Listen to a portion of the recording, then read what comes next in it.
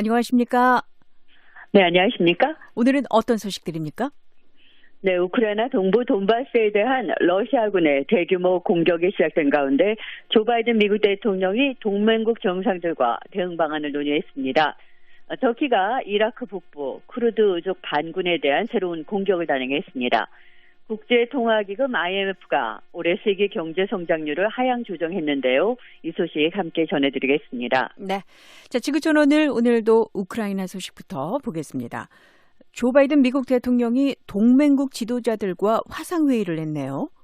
네, 바이든 대통령이 19일 독일과 영국, 프랑스, 캐나다, 일본, 이탈리아 정상들, 유럽연합 집행부와 북대서양 조약기구 나토 지도부, 그리고 폴란드, 루마니아 정상들과 약 90분 동안 화상회의를 하고요. 우크라이나 사태를 논의했습니다. 네. 자, 미국의 동맹국, 협력국 지도자들이 이렇게 급하게 소집된 이유가 있죠? 네, 러시아군이 우크라이나 동부 돈바스에 대한 대규모 공격을 개시함에 따른 이 대응 방안을 논의하기 위해서였습니다. 젠사키 백악관 대변인은 바이든 대통령과 이들 정상이 우크라이나에 대한 더 많은 무기와 안보 지원에 대해서 논의했다고 밝혔습니다. 네.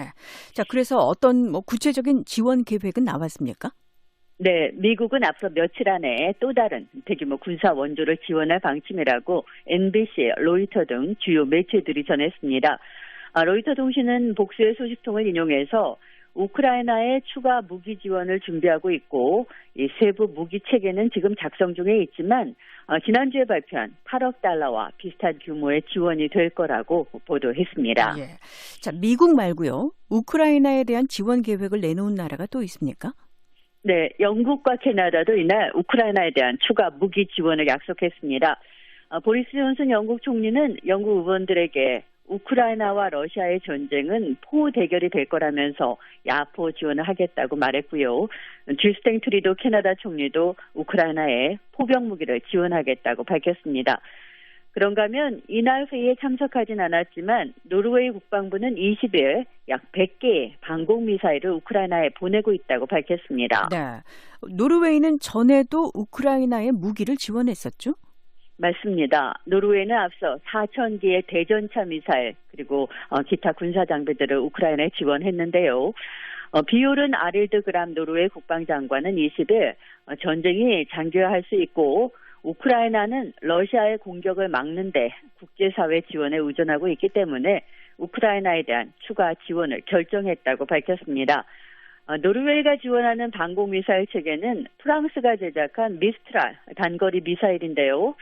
노르웨이에서는 퇴역 단계에 있기 때문에 이 노르웨이 국방력에는 별 영향이 없지만 우크라이나 군에는 크게 도움이 될 수 있는 현대식 효과적인 무기라고 노르웨이 국방부는 설명했습니다. 예. 자, 미국 동맹회의에서 나온 중요한 소식으로 또 어떤 게 있을까요? 네, 정상들은 이날 우크라이나 전쟁에 따른 에너지 안보 문제도 논의했는데요. 바이든 대통령은 나토 동맹국들이 향후 6개월 동안에 하루 2억 4천만 배럴의 전략적 비축유를 방출하는 데 합의했다고 밝혔습니다.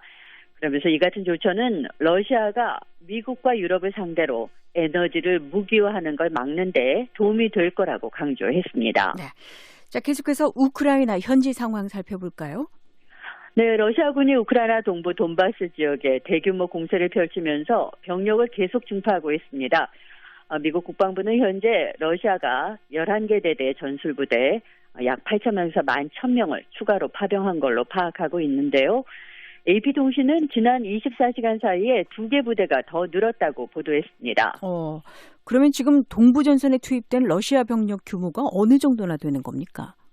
네, AP통신은 미국 국방부 당국자의 말을 인용해서 러시아가 돈바스를 비롯해서 우크라이나 동부와 남부 전선에 투입한 전술 부대 규모가 총 78개로 파악된다고 보도했는데요.